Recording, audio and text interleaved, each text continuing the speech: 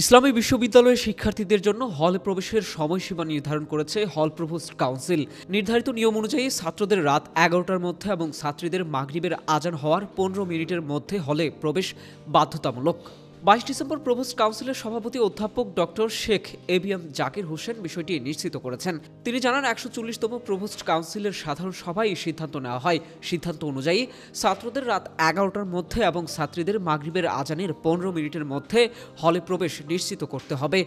পাশাপাশি শিক্ষার্থীদের নিজ নিজ হলের বাইরে অন্য কোনো হলে অবস্থান নিষিদ্ধ। এছাড়াও শীতকালীন ছুটির সময় হলে নিরাপত্তা ব্যবস্থা জোরদার করতে অতিরিক্ত প্রহরী নিয়োগ এবং হল ফান্ডে বকেয়া ভর্তুকি দ্রুত জমা দেওয়ার বিষয়েও আলোচনা হয়। তবে শীতকালীন ছুটিতে হলে থাকা শিক্ষার্থীদের জন্য ডাইনিং খোলা রাখার বিষয়ে এখনও অনিশ্চয়তা রয়েছে।